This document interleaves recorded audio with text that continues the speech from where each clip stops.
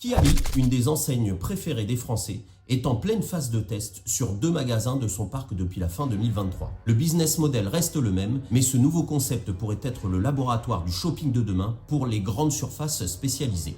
Préparez-vous à découvrir une toute nouvelle approche de l'expérience client où l'innovation, la personnalisation et l'engagement durable sont au cœur de chaque détail de ces nouvelles boutiques. Découvrez comment les équipes de Kiabi ont redéfini le parcours client et les espaces de vente avec des services uniques et adaptés aux besoins de tous. Des cabines d'essayage jusqu'à l'encaissement, de la mise en place d'un pôle serviciel inédit dans des magasins de cette dimension, en passant par l'omniprésence du digital à toutes les étapes de la réflexion, explorons ensemble les recettes d'un futur succès qui va sûrement inspirer quelques patrons d'enseigne. Le futur du shopping version Kiabi, c'est maintenant dans les capsules du retail.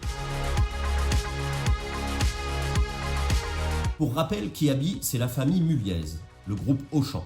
L'enseigne a été créée en 1978. Le concept a connu un véritable succès dès son lancement, surtout pour les familles à la recherche de petits prix. Avec un chiffre d'affaires de plus de 2 milliards d'euros et surtout une croissance positive sur ce secteur de la mode, ce qui va à l'inverse justement de ce marché qui est plutôt en recul de 7% l'année dernière. Kiabi existe aujourd'hui dans 25 pays et 579 magasins, dont plus de 350 seulement en France. D'ailleurs, chez Kiabi, on ne dit plus magasin, mais plutôt point de contact. Et le choix de cette formule n'est pas dû au hasard. Restez bien jusqu'au bout de la vidéo, vous allez comprendre. Rentrons tout de suite dans le vif du sujet et allons explorer ces 2 nouveaux points de contact chez Kiabi, l'un près de Valenciennes dans le nord de la France et l'autre à Madrid en Espagne. La décision de mettre en place des nouveaux concepts est une question de survie pour la plupart des enseignes du retail. Ce phénomène a été accéléré, bien entendu, en raison de la pandémie de Covid. Et Kiabi ne fait pas exception à la règle. Et avant de mettre ce projet ambitieux en place, il aura fallu une année entière et la collaboration active de toutes les équipes de Kiabi, que ce soit les équipes supply, les équipes d'exploitation, le marketing, le merchandising et bien d'autres encore. L'objectif de Kiabi, vous l'aurez compris, est bien sûr de rester à la pointe du retail et à la pointe de l'innovation. Ces 2 magasins pilotes représentent bien plus, vous l'aurez compris, qu'un simple changement de décor. Ils incarnent la vision de Kiabi pour le futur du shopping. C'est sur ce point que Kiabi et les autres enseignes qui résistent le mieux aux problématiques économiques et sociétales font la différence. Elles ont une vision, tout en gardant leur ADN, ce qui ne les empêche pas d'évoluer avec réussite. Au cœur de cette transformation, il y a le parcours client. Historiquement, chez Kiabi, le client suit un modèle de parcours contraint à la IKEA avec des chemins prédéfinis. C'est désormais terminé. L'objectif est d'inciter les clients à explorer l'ensemble des univers et à découvrir tous les pôles.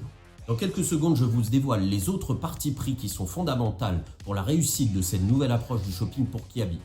Si cette vidéo vous plaît, laissez un pouce bleu. Et si vous aimez les sujets qui traitent du monde du retail et de son actualité, abonnez-vous aux capsules du retail. Au centre du magasin, il y a le cœur serviciel qui est le pivot de ce nouveau concept. C'est un espace innovant qui vise à enrichir l'expérience client tout en apportant une large gamme de services. Et près d'objets du quotidien comme des chargeurs de téléphone ou des poussettes, des conseils personnalisés sur la mode et l'entretien des produits, un espace de don et de recyclage, ainsi que des possibilités de faire réparer ses vêtements sont proposées à l'intérieur du magasin. Des animations régulières telles que du live shopping, des séances de coaching mode. L'autre bonne idée qui est plutôt stratégique, c'est justement la personnalisation pour les ados. Des corners spécifiques tels que le Denim, le 12-21, qui ont été créés comme de véritables mini-boutiques. Un autre aspect complètement d'actualité, c'est l'engagement sur la durabilité. Chaque aspect du magasin a été repensé pour respecter un engagement durable et éco-responsable. Il y a plusieurs types de mobilier qui ont été recyclés pour faire ce nouveau concept de manière à éviter les surconsommations. Le point aussi extrêmement nouveau pour une enseigne de cette dimension, c'est qu'il y aura des collections de seconde main qui seront présentes dans plusieurs rayons.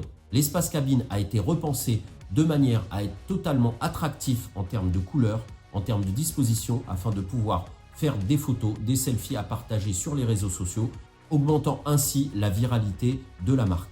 Autre point important, Kiabi prévoit en 2024 d'intégrer la technologie RFID qui va permettre justement d'accélérer le processus d'encaissement mais aussi de sécurisation de ces produits. Ce genre de système et ce genre de caisse est déjà mis en place, notamment dans une enseigne comme Decathlon, ce qui permet d'avoir un encaissement rapide sans l'intervention humaine. Et la digitalisation dans tout ça. Eh bien, à l'entrée des magasins seront mis en place des casiers click and collect pour les clients afin qu'ils puissent récupérer leurs réservations. C'est ici que la formule point de contact prend tout son sens. Le client Kiabi consomme et achète à la fois offline et online, ce qui lui permet d'avoir une expérience 360 tout en passant un agréable moment lors de sa visite dans les nouveaux concepts de la marque.